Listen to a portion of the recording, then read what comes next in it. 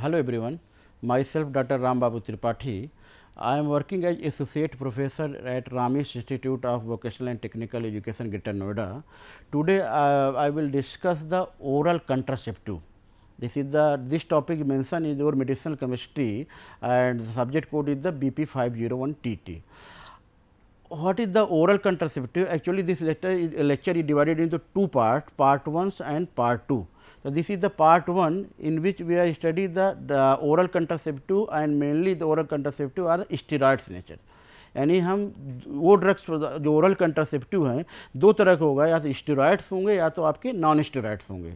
तो जो आपके स्टेरॉइड्स वाले ओरल कंट्रासेप्टिव है वो आपका लेक्चर नंबर पार्ट 1 में आपको स्टडी करना है, और जो आपके नॉन स्टेरॉइडियल ओरल कंट्रासेप्टिव वो आपके पार्ट 2 में लेक्चर नंबर पार्ट 2 में स्टडी करना है। तो in this lecture we are only focus on the steroidal oral contraceptive. Before this lecture, I have already discussed the hormones which are responsible for the pregnancy. यानी इस lecture से पहले हमने कुछ हार्मोन्स पढ़े थे जो हार्मोन्स आपके प्रेगनेंसी को कंट्रोल कर रहे थे या प्रेगनेंसी में हेल्पफुल थे। जैसे उसमें आपने प्रोजेस्टेरॉन पढ़ा था, प्रोजेस्टिन पढ़ा था, फीमेल सेक्स हार्मोन्स पढ़े थे। यानी जो फीमेल सेक्स हार्मोन्स थे, FSH था, LH था, इन सब की जब आपने केमिस्ट्री हम पढ़ रहे थे तो हमने देखा था कि ये हार्मोन्स आपके प्रेगनेंसी को कैसे कंट्रोल करते थे, कैसे प्रेगनेंसी में हेल्प करते थे। अब आप ओरल कंट्रासेप्टिव में इन्हीं हार्मोन्स को आप यूज करेंगे एज द ओरल कंट्रासेप्टिव। अब आपके एक माइंड में ये एक क्वेश्चन जनरेट हो रहा होगा कि जब पिछले लेक्चर में तो हमने ये पढ़ रहे थे कि ये हार्मोन्स FSH, LH या प्रोजेस्टेरॉन हार्मोन्स, ये हार्मोन्स हमारे प्रेगनेंसी को इम्प्रूव कर रहे थे, और आज इस लेक्चर में हम ये देखेंगे कि यही हार्मोन्स हमारे प्रेगनेंसी को रोक रहे हैं या प्रिवेंट कर रहे हैं या प्रेगनेंसी को प्रिवेंट कर रहे हैं। बिल्कुल सही है कि यही जो हार्मोन्स आपका प्रेगनेंसी में हेल्प करेगा वही हार्मोन्स आपको प्रेगनेंसी को प्रिवेंट भी करेगा, बट यहाँ पर मैकेनिज्म ऑफ एक्शन जो है उसका कुछ दूसरे तरीके से वो प्रिवेंट करेगा। तो वो आपको नेक्स्ट स्लाइड में डिस्कस करेंगे। What is the meaning of what we are discuss in this slide, this lectures? What is the oral contraceptive, different types of oral contraceptive, what is the physiology behind the pregnancy and what is the physiology involved to control the pregnancy, and the chemistry of the oral contraceptive drugs. ये सारे points हम आज के lecture में discuss करेंगे कि oral contraceptive होते क्या हैं, ओरल कंट्रासेप्टिव कितने टाइप्स के होते हैं, क्या फिजियोलॉजी है आपके फीमेल में, किस फिजियोलॉजी के थ्रू आप प्रेगनेंसी कंसीव करती है, और कौन सी फिजियोलॉजी है आपको इस प्रेगनेंसी को प्रिवेंट करने के लिए, और जो ड्रग यूज कर रहे हैं उस ड्रग्स में कौन से आपका केमिस्ट्री है या कौन सा केमिकल नेचर है, क्या उसका स्ट्रक्चर एक्टिविटी रिलेशनशिप है उस ड्रग को ओरल कंट्रासेप्टिव में। तो oral contraceptive is also known as the birth control pills. Clear है कि जो बर्थ कंट्रोल्स करते हैं उसको पिल्स को उसको ओरल कंट्रासेप्टिव बोलेंगे, and these medicine are mainly you taken by the mouth for the purpose of the birth control. आपके सिलेबस में चूंकि केवल ओरल बर्थ कंट्रोल का डिफरेंट मैकेनिज्म है, आपका मेल बर्थ कंट्रोल में डिफरेंट डिवाइसेस हैं, फीमेल बर्थ कंट्रोल के डिफरेंट डिवाइसेस हैं, लेकिन चूंकि आपके सिलेबस में आपका सिर्फ ओरल कंट्रासेप्टिव टेबलेट दिया गया है, इसलिए इस लेक्चर में जो डिस्कस करना है वो केवल ओरल कंट्रासेप्टिव टेबलेट के बारे में डिस्कस करना है, ना कि एनी अदर डिवाइसेस पे। आप यहाँ पर जो ये इमेज शो करने का पर्पज था, आप देख रहे होंगे ये दो तरीके के आपके ओरल कंट्रासेप्टिव टेबलेट की इमेज है। कुछ लीगल रिक्वायरमेंट्स की वजह से कुछ टेबलेट्स के नाम या कुछ टेबलेट्स की प्रॉपर्टी को यहाँ पर नहीं डिस्कस कर सकते, लेकिन फिर भी जितनी कोशिश हो सकती है उसके बारे में डिस्कस करना है। आप यहाँ पर देख रहे हैं कि कुछ टेबलेट्स जो हैं वो डिफरेंट कलर्स की हैं, कुछ टेबलेट्स आपकी एक ही कलर्स की हैं, कुछ टेबलेट आपका एक स्ट्रिप आपकी 28 की है, एक स्ट्रिप आपकी जो है वो 21 की है। तो ये 21 टेबलेट क्या है, डिफरेंट कलर्स की टेबलेट की होती है, ये सारी चीज़ों को आज हमें डिस्कस करना है नेक्स्ट लेक्चर में। What is the types of oral contraceptive? जो ओरल कंट्रासेप्टिव जो पिल्स होंगी वो मेनली जो most of the drugs are the combined pills. Combined pills जब बोलेंगे जब हम उसमें दो हार्मोन्स यानी इस्ट्रोजन्स और प्रोजेस्टिन दोनों हार्मोन्स को जब यूज करेंगे तब वो हो गया आपका कंबाइंड पिल्स। जो यहाँ पर ये हार्मोन्स यूज हो रहा है वो हार्मोन्स यूज हो रहा है आपका इस्ट्रोजन्स और प्रोजेस्टिन।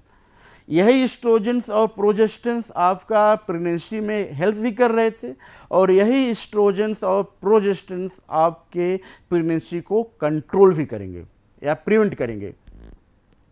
इसके बाद डिफरेंट टाइप्स की जो टेबलेट्स आती हैं मार्केट्स में, जो known as the monophasic tablets, biphasic tablets and triphasic. मतलब फेज का मीनिंग्स क्या होता है? In case of monophasic tablets मैंने एक ही ड्रग्स, मोनोफेजिक ड्रग फेज मतलब होगा कि एक ही ड्रग मीन्स आइदर प्रोजेस्टिन्स और आइदर इस्ट्रोजन्स थ्रू आउट जो टेबलेट 21 या 28 डेज लेगा, सेम अमाउंट पे वही एक ही ड्रग लेगा।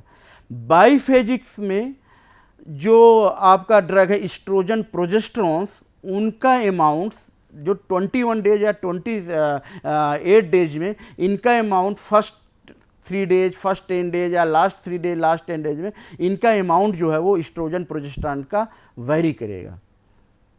Again clear that what is the meaning of monophagic and biphagic? Monophagic drugs, oral contraceptive contains same amount of progestins or any other drug throughout the cycles in the same concentration. In case of biphagic drugs, the amount of progestin and estrogens are vary according to different times of menstrual cycle. Next one sir, the mini pills. Mini pills क्या होती है? Mini pills जो होती है low dose of progestin pills, ठीक है। और ये ड्रग्स जो आप ले रहे हैं ओरल कंट्रासेप्टिव, ये मिनी पिल्स को कंटिन्यूस लेना है विदाउट एनी गैप, और जो इसकी इफिकेसी है ये 96-98%। एक बात यहाँ पर और क्लियर कर देना है कि there is no any oral contraceptive drugs which are 100% safe and preventive. कोई भी ओरल कंट्रासेप्टिव ड्रग्स आपकी 100% इफिकेसी या 100% उसकी इफिकेसी नहीं है, या 100% वो आपके बर्थ प्रेगनेंसी को कंट्रोल नहीं करेगी। ये उसका इफिकेसी डिपेंड करेगा आपका डोज रेजिमेंट्स पर, और आप डिपेंड करेगा कि किस टाइम पीरियड पे आप उस ड्रग का यूज कर रहे हैं। इसके अलावा डिपेंड करेगा आपकी कौन सा उसका कंपोजिशन है। तो जो मिनी पिल्स का जो इफेक्टिवनेस है वो 96-98% है।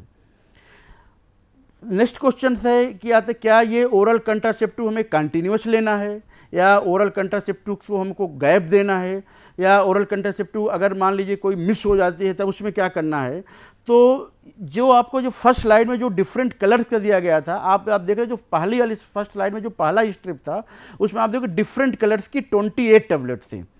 मीन्स ये वाली टेबलेट, इस ब्रांड की टेबलेट को आपको पर डे लेना है, 28 डेज लेना है। लेकिन जो आप सेकेंड स्ट्रिप देखे थे फर्स्ट स्लाइड में, उसमें आपको 21 टेबलेट थी। मीन्स उसमें आपको 28 में से जो फर्स्ट 21 डेज लेना है, लास्ट का जो 7 डेज है, लास्ट के 7 days means during the menstrual cycles या ड्यूरिंग द पीरियड्स, उस टाइम पे आपको वो टेबलेट को आपको नहीं लेनी है। क्लियर है? यानी कुछ ब्रांड की टेबलेट आपको 28 डेज लेना है, कुछ टेबलेट मार्केटेड ड्रग में जो ओरल कंट्रासेप्टिव आ रहे हैं उनमें 21 डेज लेनी है। जो 7th डे जो पीरियड का टाइम जो होता है, जो ब्लीड होता है, उस टाइम 7th डे में आपको ओरल कंट्रासेप्टिव नहीं लेने। कभी कभी कुछ मार्केटेड ड्रग्स जो 7 डेज होते हैं, उन 7 डेज में कुछ उसमें ड्रग नहीं रहेगा, केवल एक टेबलेट रहेगी और हम उसको बोलते हैं प्लेसिबो टेबलेट। प्लेसिबो टेबलेट को हम उस टाइम पे लेंगे जो आपको मेंस्ट्रुअल साइकिल के टाइम पे लिया जाता है, यानी जो लास्ट के 7 डे ले। नेक्स्ट क्वेश्चन है कि अगर सपोज करिए कोई वुमेन्स या कोई फीमेल ओरल कंट्रासेप्टिव लेना मिस कर जाती है, यानी आज उसने एक टेबलेट लिया और कल वो मिस कर गई, तो उस कंडीशन में अगर वो आज की टेबलेट मिस कर जाती है तो कल उसको आपको सेकेंड टेबलेट ले लेना है। लेकिन सपोज करिए वो कल भी अगर मिस कर गई, कल भी टेबलेट नहीं ले पाती, तो उस कंडीशन में फिर उसको दूसरी डिवाइसेस यूज करनी पड़ेगी। ओरल कंट्रासेप्टिव फिर आपको कंटिन्यूस नहीं करना है। उसके बाद आपको जो 5th day of menstrual cycles होगा, उस टाइम पे आपको ओरल कंट्रासेप्टिव फिर से स्टार्ट करने हैं। यानी ओरल कंट्रासेप्टिव जो डिफरेंट फेजेज ऑफ ड्रग्स है वो आपको क्लियर होना चाहिए कि क्या है मोनोफेजिक टेबलेट, बाईफेजिक टेबलेट्स। इसकी इफिकेसी भी क्लियर होना चाहिए कि 98 to 96% इफिकेसी है। लास्ट वन है कि क्या इस टेबलेट को हमें पर डे लेना है या इस टेबलेट को हमें बीच में नहीं लेना है। तो ये डिपेंड करेगा आप मार्केट में कौन सी टेबलेट यूज कर रहे हैं। डिफरेंट टाइप्स के टेबलेट्स आ रहे हैं मार्केट्स में। तो कुछ टेबलेट को आपको कंटिन्यूस 28 डेज लेना है, जो 7 डे रहता है, उस 7th डे में आपको प्लेसिबो टेबलेट लेनी रहती है। कुछ टेबलेट ऐसी होती है जिसमें से आपको सिर्फ 21 डेज ही लेनी रहती है। नेक्स्ट क्वेश्चन आते हैं कि अगर मान लीजिए कोई फीमेल टेबलेट लेना मिस कर जाते हैं तो क्या हमें उसको दूसरे दिन से फिर कंटिन्यूस करनी है। तो उस कंडीशन में अगर फर्स्ट डे वो टेबलेट मिस कर जाती है तो सेकंड डे वो डोज को डबल ले सकती है। लेकिन अगर सेकंड डे भी मिस कर जाती है तब फिर आपको थर्ड डे वो टेबलेट को नहीं लेना है, फिर आपको टेबलेट को स्टार्ट करना है 5th day of the menstrual cycle से। Okay, what is the physiology of pregnancy, यानी आपका प्रेगनेंसी कब होगी और फिर ये ड्रग कैसे प्रेगनेंसी को प्रिवेंट करते हैं। यानी जो आप ओरल कंट्रासेप्टिव लेंगे वो ड्रग कैसे आपके प्रेगनेंसी को आपको प्रिवेंट करते हैं, कैसे कंट्रोल करते हैं। तो प्रेगनेंसी होने के लिए आपको क्या क्राइटेरिया होने, प्रेगनेंसी के लिए आप जो हार्मोन्स रिस्पॉन्सिबल है वो आपका FSH है, फॉलिकल स्टिमुलेटिंग हार्मोन्स, LH है, ल्यूटिनाइजिंग हार्मोन्स, जो कि आपका फॉलिकल स्टिमुलेटिंग हार्मोन्स और LH हार्मोन्स जो आपके टेस्ट लीडिंग ग्लैंड से निकलेंगी, टेस्टिस के। ठीक है, तो जो आपका ये जो हार्मोन्स हैं, ओवरी से कुछ हार्मोन्स रिलीज होंगे, जो आपका फर्टिलाइजेशन होंगे, फर्टिलाइजेशन होगा आपका फेलोपियन ट्यूब्स में। ठीक है, तो जो फर्टिलाइजेशन होते हैं वो आपका फेलोपियन ट्यूब्स में है। तो या तो ये ओरल कंट्रासेप्टिव फर्टिलाइजेशन को ब्लॉक कर दें, फर्टिलाइजेशन को ब्लॉक करने की प्रिवेंट कर दें। तो फर्टिलाइजेशन कब प्रिवेंट होगा, जब स्पर्म और ओवा दोनों मिक्स नहीं होंगे। तो स्पर्म और ओवा को मिक्स करने से अगर हमें रोकना है तो एक सिंपल तरीका है कि हम म्यूकस का सेक्रेशन बढ़ा दें। तो जब आपका वजाइनल में म्यूकस का सेक्रेशन बढ़ जाएगा तो उस कंडीशन में आपका स्पर्म जो है वो आपका उसी म्यूकस में ब्लॉक हो जाएगा और वो ओवम तक रीच नहीं कर पाएगा। एक फिनोमेना ये है कि या तो ये ओरल कंट्रासेप्टिव हमारे वजाइनल में जो म्यूकस सेक्रेशन होते हैं वो बढ़ा देते होंगे। सेकेंड, जो ओवम का जो इम्प्लांटेशन है वो जो इम्प्लांट होते हैं वो इसके वाल्व, यूट्रस के वाल्व में होते हैं। अगर जब ये एंड्रोमेट्रियम की वाल्व रफ्चर हो जाती है उस कंडीशन में भी आपका जो प्रेगनेंसी है वो कंसीव नहीं होती। मीन्स या तो आप किसी ये जो ओरल कंट्रासेप्टिव जो आप बाहर से ले रहे हैं ये ओरल कंट्रासेप्टिव म्यूकस के सिक्रेशन को बढ़ा देते होंगे, या तो आपके एंडोमेट्रियम वाल को रप्चर कर दे रहे होते होंगे, या तो वो कुछ एस्ट्रोजन और प्रोजेस्टिन जो ओवम रिलीज हो रहे होते हैं उस ओवम के रिलीज को आपको प्रिवेंट करते होंगे।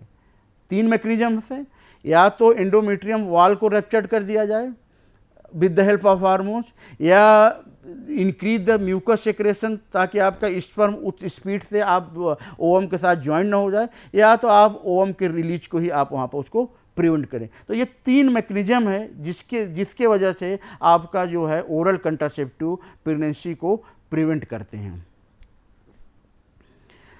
अब नेक्स्ट, क्योंकि आप इस जो ओरल कंट्रासेप्टिव ड्रग में आप प्रोजेस्ट्रॉन ही हार्मोन से, progestin is the one of the formulation of the progesterone, तो आप प्रोजेस्ट्रॉन ही यूज कर रहे हैं। प्रोजेस्ट्रॉन एक्चुअली 2 फेज में होता है। आप देख रहे हैं यहाँ पे 2 फेज है जो 0-1 टू लेकर 14 पीरियड तक, यानी प्रायर टू ओवल्यूशन, यानी ओवल्यूशन जब आप स्टार्ट ओवम रिलीज नहीं होने रहते उससे पहले जो प्रोजेस्ट्रॉन का है वो अमाउंट आपका उस समय अमाउंट कम रहता है। लेकिन जैसे ही आपका ओवल्यूशन स्टार्ट हो जाता है उस समय आपके उसमें प्रोजेस्ट्रॉन का सिक्रेशन जो है वो बढ़ जाता है। ठीक है, नेक्स्ट वन है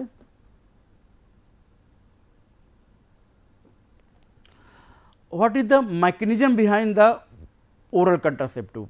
आपसे प्रीवियस लेक्चर में जैसे डिस्कस किया गया था कि FSH, LSH यही हार्मोन्स रिस्पॉन्सिबल होते हैं आपके प्रेगनेंसी को कंसीव करने में। अब इसी हार्मोन्स को आप यूज कर रहे हो प्रेगनेंसी को प्रिवेंट करने में।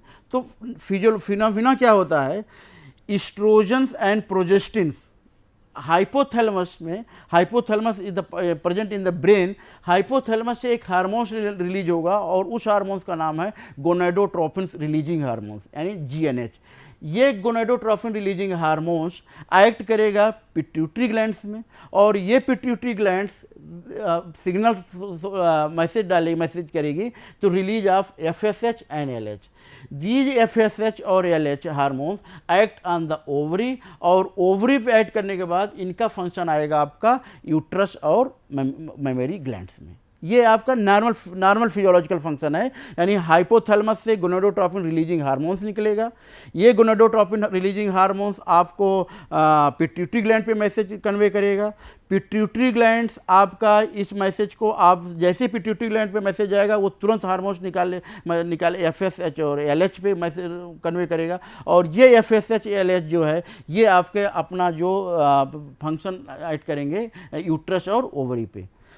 अब आप क्या कर रहे हैं, ओरल कंट्रासेप्टिव में आप बाहर से, यानी आप नेचुरल जो हार्मोन्स रिलीज हो रहे हैं वो आप नहीं निकाल रहे हैं, आप बाहर से ये ड्रग ले रहे हैं। तो यानी आप जब आप बाहर से ड्रग ले रहे हैं तब बॉडी में एक मैकेनिज्म होगा और उस मैकेनिज्म का नाम है आपका निगेटिव फीडबैक मैकेनिज्म। यानी जब आपने बाहर से एफएसएच और एलएच ले लिया, यानी प्रोजेस्टेरॉन या एस्ट्रोजेंस ले लिया, सेक्स हार्मोन्स ले लिया, तो बॉडी में एक मैसेज गया कि आपको एफएसएच और एलएच की रिक्वायरमेंट नहीं है और उस मैकेनिज्म को बोलते हैं आपका निगेटिव फीडबैक मैकेनिज्म।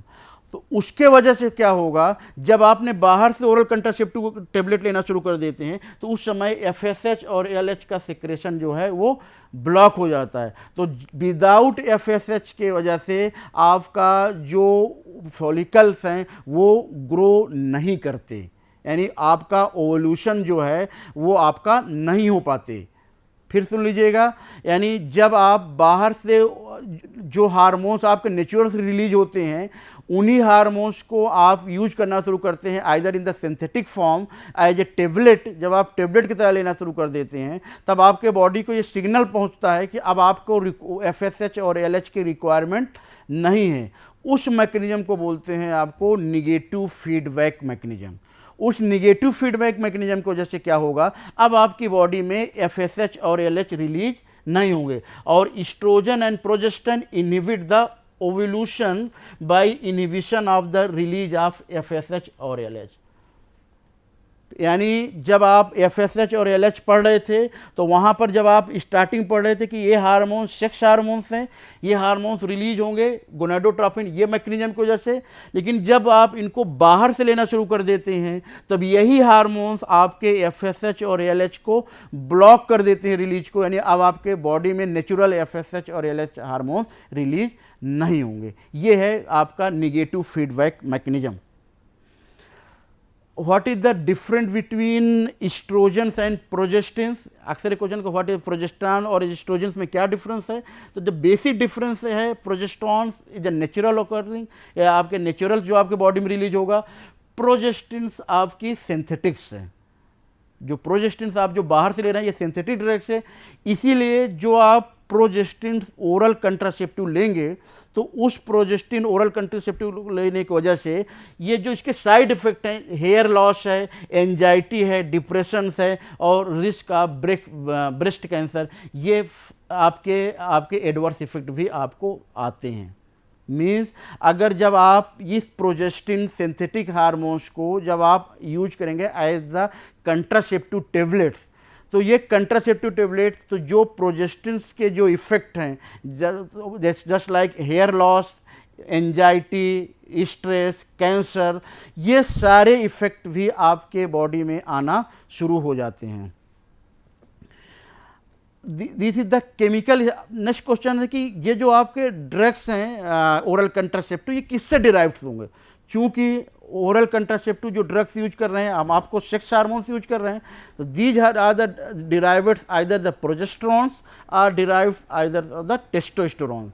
तो जो इसके सिंथेटिक डेरिवेटिव होंगे वो या तो वो प्रोजेस्टेरॉन्स डेरिवेटिव होंगे या तो वो आप टेस्टोस्टेरॉन्स डेरिवेटिव होंगे। और ये आपका प्रोजेस्टेरॉन्स और टेस्टोस्टेरॉन्स का क्या केमिस्ट्री थी, ये हम लोग ऑलरेडी प्रीवियस लेक्चर में हमने देख लिया है कि क्या प्रोजेस्टेरॉन्स की क्या है केमिस्ट्री और आपकी टेस्टोस्टेरॉन्स की केमिस्ट्री। तो क्वेश्चन अराइज दैट कि oral contraceptive are the derivative of, तो answer is that oral contraceptive is the derivative of either testosterones or the progesterones. These are the oral contraceptive drugs known as the norgestrels, levonorgestrels and mifepristone. These three drugs are mainly the derivative of the testosterone. Means ये तीनों drugs जो हैं आपके testosterone derivative हैं और means ये testosterone का structure से मैच करते हुए ये आपका सिंथेटिक ड्रग्स हैं use in the oral contraceptive. यानी अब आपको इस ड्रग को जो ओरल कंट्रासेप्टिव टेबलेट्स होते हैं उन टेबलेट में ये ड्रग्स यूज होती हैं. अब इनके what is the difference between structure of testosterone and norgestrel. क्योंकि टेस्टोस्टेरोन और नॉर्गेस्ट्रिल दोनों, नॉर्गेस्ट्रॉल आपका टेस्टोस्टेरोन का डेरिवेटिव है और ये सिंथेटिक्स है, तो अक्सर क्वेश्चन आता है कि what is the difference between norgestrel and testosterone. तो इनके स्ट्रक्चर को हम चेंज करके टेस्टोस्टेरोन को हमने ड्रग डिजाइन किया नॉर्गेस्ट्रिल. टेस्टोस्टेरोन्स में this in case of norgestrel this is the ethyl group. In testosterone this group is the methyl group. तो जब आप मिथाइल को चेंज करके इथाइल्स में कन्वर्ट करते हैं तो जो एक टेस्टोस्टेरोन में जो एंड्रोजेनिक प्रॉपर्टी थी उस एंड्रोजेनिक प्रॉपर्टी को आपने डिक्रीज कर दिया या रिमूव कर दिया. Again clear that when you remove the methyl group and add the ethyl group, तो जब आप मिथाइल से आपने इथाइल को चेंज किया तो जो एक टेस्टोस्टेरोन्स की जो एंड्रोजेनिक प्रॉपर्टी है उस एंड्रोजेनिक प्रॉपर्टी को आपने ब्लॉक कर दिया. क्यों? ओरल कंट्रासेप्टिव में हमें एंड्रोजेनिक प्रॉपर्टी की रिक्वायरमेंट नहीं है. तो उस एंड्रोजेनिक प्रॉपर्टी को आपने कम करने के लिए आपने मिथाइल ग्रुप को रिप्लेस कर दिया इथाइल से, तो उसको बोलते हैं हम आपका वो कंडीशन कहाँ किया आपने नॉर्गेस्ट्रिल में. नॉर्गेस्ट्रिल्स और लीवोनॉर्गेस्ट्रल्स में क्या डिफरेंस है? Norgestrel is the mixture of D and L form और नॉर्गेस्ट्रिल्स उतना इफेक्टिव नहीं है जितना कि आपका लीवोनॉर्गेस्ट्रिल्स है. तो लीवोनॉर्गेस्ट्रिल इज द लीवो फॉर्म ऑफ नॉर्गेस्ट्रिल. ये भी टेस्टोस्टेरोन्स का डेरिवेटिव है. नॉर्गेस्ट्रिल्स और लीवोनॉर्गेस्ट्रल्स में दोनों का स्ट्रक्चर सेम है, मॉलिक्यूलर फार्मूला सेम है. डिफरेंस क्या है? इन दोनों के रोटेशन में एक आपका ये लीवोनॉर्गेस्ट्रिल जो है वो लीवो फॉर्म है, यानी इसमें फंक्शनल ग्रुप का डायरेक्शन चेंज होगा. अब आप देख रहे होंगे कि third one is the mifepristone. Mifepristones क्या है? Mifepristones mainly use as emergency contraceptive pills. यानी this mifepristones use to in case of abortion. यानी जब आप कोई प्रेगनेंसी होने के बाद अगर आप उसको अवॉर्ड कराना चाहते हैं under the supervision of medical practitioners, आप इस ड्रग को विदाउट डॉक्टर की प्रिस्क्रिप्शन मत यूज करें. तो उस कंडीशन में आप यूज करते हैं आपका मीफीप्रिस्टोन. मीफीप्रिस्टोन्स और नॉर्गेस्ट्रिल में क्या डिफरेंस है? Mifepristones act as the progesterone receptors antagonist. ये ड्रग प्रोजेस्टेरोन रिसेप्टर को ब्लॉक कर देती है. तो जो मैकेनिज्म प्रोजेस्टेरोन्स वाले होते हैं वो सारे आपके ब्लॉक हो जाते हैं. तो कैसे चेंज किया गया इस स्ट्रक्चर में? जब आप एंटागोनिस्ट डिजाइन करते हैं तो antagonist are mostly bulky group. यानी हमें एंटागोनिस्ट बनाने के लिए जो ग्रुप लगाने चाहिए वो बल्की ग्रुप लगाने चाहिए. अब आप यहाँ पर देख, जब आप इसका नॉमेनक्लेचर आपको ऑलरेडी इसके पर ये नेमिंग दे किस नंबरिंग 1 2 3 4 कहाँ पर आएगा. जब आप इसका 11th पोजीशन देखते हैं, यानी this position, this is the 11th position. तो जब आप 11th पोजीशन पे आप यहाँ पर देखते हैं तो 11th पोजीशन में यहाँ पर आपने बल्की ग्रुप लगा दिया और वो बल्की ग्रुप क्या है आपका फिनाइल ग्रुप. तो आपने फिनाइल ग्रुप लगा से या बल्की ग्रुप लगाने की वजह से इसको आपने नॉर्गेस्ट्रिल से कन्वर्ट कर दिया आपने इसको मीफीप्रिस्टोन में, और ये ड्रग हो गई आपका progesterone receptor antagonist. Other difference क्या है? फिनाइल के साथ साथ इसमें आपने नाइट्रोजन के साथ आप जो है दो है सेकेंडरी एमीन ग्रुप भी लगा दिया. नेक्स्ट क्या है आपका? नेक्स्ट डिफरेंस क्या है? व्हाट इज द, ये जो डार्क लाइन्स हैं, डार्क लाइन और डॉटेड लाइन, ये आपको जब नॉमेनक्लेचर पढ़ाया गया तो उसमें बताया गया था कि डार्क लाइन और डॉटेड लाइन का मतलब क्या है. One is the alpha form and another is the beta form. तो जो डॉटेड जो बोल्ड लाइन है, यानी जो डार्क लाइन है, जो बोल्ड, ये जो ब्लैक कलर की जो डार्क लाइन है इसको बोल्ड लाइन बोलते हैं. बोल्ड मतलब जो है वो बीटा फॉर्म है. और जो ये डॉटेड करके दिखाया गया, जो डॉटेड लाइन है this is the alpha form. यानी अल्फ़ा और बीटा, कोई बोले कि ये अल्फ़ा ग्रुप पोजीशन पे कि बीटा पोजीशन, तो अगर आपको डॉटेड लाइन दिया हुआ है तो dotted line is the beta form, और अगर डार्क लाइन दिया हुआ है तो dark line is the alpha form. Next आप देख रहे हैं यहाँ पर जो ये लगे हुए हैं, ये this is the C triple bond C। यहाँ पर क्या लगा, C ट्रिपल बॉन्ड C और एक ग्रुप और, यानी यहाँ पर प्रोपाइल ग्रुप लगा हुआ है और यहाँ पर आपका इथाइलिन ग्रुप लगा हुआ है। यानी आपने नॉर्गेस्टिल और मिफिप्रिस्टोन्स में को आपने जब चेंज किया तो टेस्टोस्टेरोन डेरिवेटिव बनाया, तो उसमें आपने मिफिप्रिस्टोन्स में कुछ ऐसे ग्रुप लगाए ताकि वो बल्कि नेचर्स का हो जाए। क्लियर है? What is the difference between norgestil, levonorgestols and mifepristone? Norgestols is the dextroisomers DNL, levonorgestol is the levoisomers, and the mifepristone is the synthetic steroids, and these synthetic steroids are also known as RU486. Okay. What is the mechanism of these bind to the progesterone estrogen receptors? कहाँ पर bind होंगे? Progesterone oestrogen receptor जो उनके reproductive tract में। इसका mechanism आप mechanism क्या है? ये प्रिवेंट करेगा fertilization by inhibiting the ovulation. And mifepristone क्या करेगा? ये एंटी प्रोजेस्टेरिक ड्रग्स है, ये पूरी तरह से प्रोजेस्टेरॉन रिसेप्टर्स को ब्लॉक कर देगी। इसीलिए मिफिप्रिस्टोन यूज होगा as in case of emergency pregnancy used to improve the increase the abortion.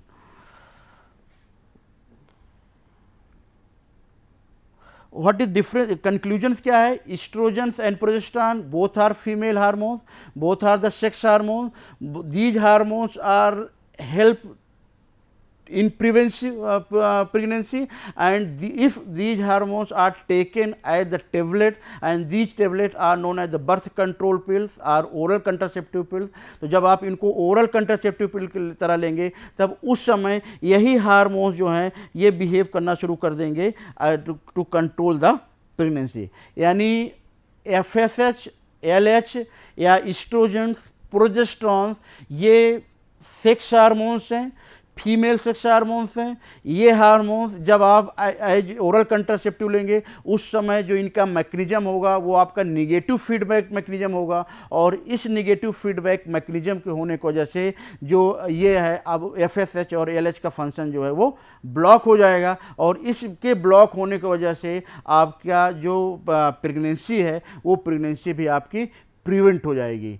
तो चूँकि all these drugs, mifepristone, levonorgestrel and norgestrol are the steroids derivative, यानी ये तीनों ड्रग्स जो हैं वो चूँकि आप स्टीरॉयड से डिराइव की गई हैं या तो ये सारी ड्रग्स चूँकि स्टीरॉयड्स है, आपके स्टीरॉयड्स क्यों हैं? क्योंकि जो आप टेस्टोस्टेरोन है जैसे स्टेरॉयडियल नेचर, तो इन सब में जो हमारे इफ़ेक्ट आएंगे वो सारे इफ़ेक्ट जो हैं वो जो स्टेरॉयडियल वाले इफ़ेक्ट हैं, just like hair loss, weight gain, anxiety, stress, वो सारे साइड इफ़ेक्ट भी आपको ओरल कंट्रासेप्टिव के साथ आएंगे। तो इन सब साइड इफ़ेक्ट को अगर आपको इम्प्रूव करना है तो इसके साथ फिर आपको जो न्यू कैटेगरी के ओरल कंट्रासेप्टिव ड्रग्स है वो न्यू कैटेगरी के ओरल कंट्रासेप्टिव ड्रग्स होंगी, वो होंगे आपके non steroidal oral contraceptive drugs, और ये नॉन ओरल कंट्रासेप्टिव ड्रग्स आपको डिस्कस करना है in lecture number in second part of this oral contraceptive lectures.